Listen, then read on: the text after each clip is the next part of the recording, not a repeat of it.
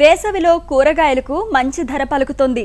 అయితే ఎండాకాలంలో కూరగాయ పంటలు పండించడం అంటే రైతుకి కత్తి మీద సామే.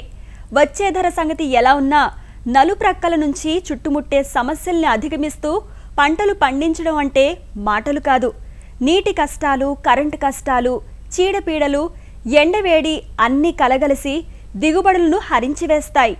అందువల్ల ఈ సమస్యల్ని దృష్టిలో ఉంచుకుని వేసవికి అనువైన రకాలను ఎంచుకోవడంతో పాటుగా కొద్దిపాటి మెళకువలు పాటించడం ఎంతైనా అవసరం. మరి వేసవి కూరగాయల సాగులో పాటించాల్సిన ఆ మెళకువలేమిటో పశ్చిమ గోదావరి జిల్లా వెంకటరామన్నగూడెంలోని వైఎస్ఆర్ ఉద్యాన విశ్వవిద్యాలయం శాస్త్రవేత్త మువ్వా రవీంద్రబాబు నుంచి తెలుసుకుందాం.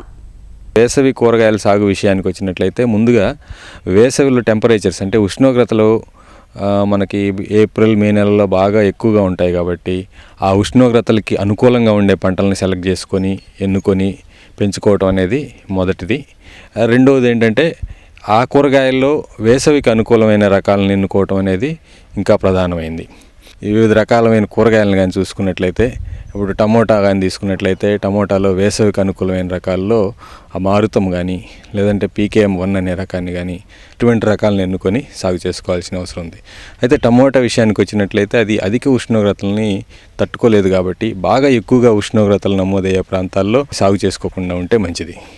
అదే వంగ విషయానికి వచ్చినట్లయితే వంగలో మనకి ఆయా ప్రాంతాలను బట్టి పర్పుల్ క్లస్టర్ లాంగ్ అని లేదంటే భాగ్యమతి, శ్యామల, గులాబీ ఇటువంటి రకాలను ఎన్నుకోవచ్చు. అయితే బెండ విషయానికి వచ్చినట్లయితే అర్కా అనామిక అని, అర్కా అభయ్ అని ఇటువంటి రకాలను ఎన్నుకోవచ్చు.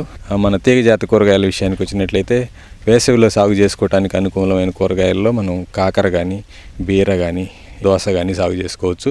దోస విషయానికి వచ్చినట్లయితే RNSM1, RNSM3 అనే రకాలను ఎన్నుకోవచ్చు.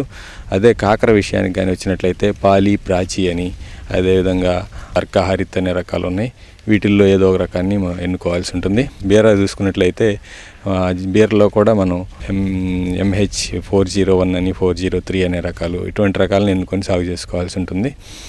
ఆకుకూరల విషయానికి వచ్చినట్లయితే తోటకూరలో RNA1 అని, కొత్తిమీర అయితే స్వాతి అని, సాధన అని, పాలకూర తప్పించి దాదాపుగా మనం అన్ని రకాలైన ఆకుకూరలను కూడా మనం వేసవిలో పెంచుకునేదానికి అవకాశం ఉంది.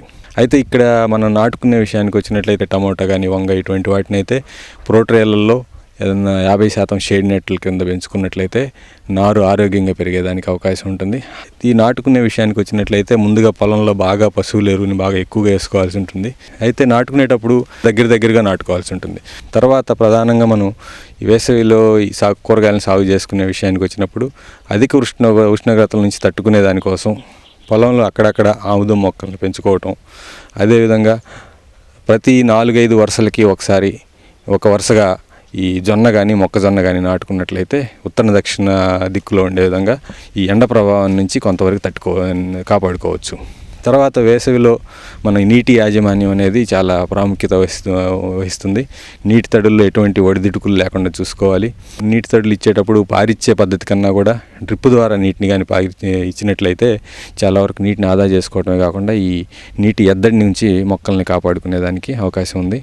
వేసవిలో నీటిని ఆదా చేసుకోవాలి అంటే మొక్కలు బాగా ఆరోగ్యంగా పెరిగేటట్టు చేసుకోవాలనుకుంటే ఈ డ్రిప్ పద్ధతితో పాటుగా ప్లాస్టిక్ మల్చింగ్ని ఏర్పాటు చేసుకున్నట్లయితే నీటి ఆదా అవటమే కాకుండా కలుపు కూడా రాకుండా చేసుకునేదానికి అవకాశం ఉంటుంది. అదేవిధంగా మనం వేసవిలో సాగు చేసుకునేటప్పుడు ఓపెన్లో పెంచుకునే దానికన్నా కూడా మధ్యలో అంటే అక్కడక్కడ షేడ్ నెట్ల క్రింద కానీ ఈ విధంగా సాగు చేసుకున్నట్లయితే మనం 30-50% షేడ్ నెట్ని ఎన్నుకొని దాంట్లో ఈ పంటలని సాగు చేసుకోవాలి. వేసవిలో రసం పీల్చే పురుగుల బెడద ఎక్కువగా ఉంటుంది. తగ్గించుకోవాలంటే అవసరాన్ని బట్టి అంతర్వాహిక కీటకనాశుల్ని వాడుకోవాల్సి ఉంటుంది.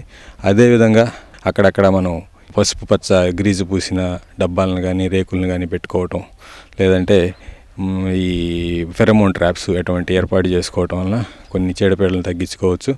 అదేవిధంగా మనం మొక్కలు నాటుకునే ముందుగానే పశువుల ఎరువులు వేపపిండిలో కలుపుకొని ట్రైకోడర్మా విరిడి లాంటి శిలీంద్రనాశుల్ని, అదేవిధంగా బయోఫెర్టిలైజర్స్ అయినటువంటి అజోస్పైరిల్లము, ఫాస్ఫోబ్యాక్టీరియా ఇటువంటి వాటిని కలుపుకొని మొక్కల మొదల్లో కానీ లేదంటే పొలంలో కానీ వేసుకున్నట్లయితే మంచి ఫలితాలని సాధించేదానికి అవకాశం ఉంది.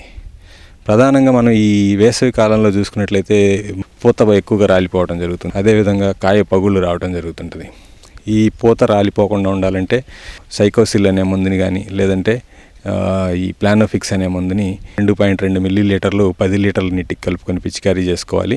ఎండలు ఎక్కువగా ఉన్నప్పుడు ఏంటంటే పోషకాలని మొక్కలు సరిగ్గా తీసుకోలేవు కాబట్టి వాటిని పైనుంచి యూరియాని ఒక 10 గ్రాములు లీటర్ నీటికి కలుపుకొని మొక్కల మీద పిచికారీ చేసుకోవాలి.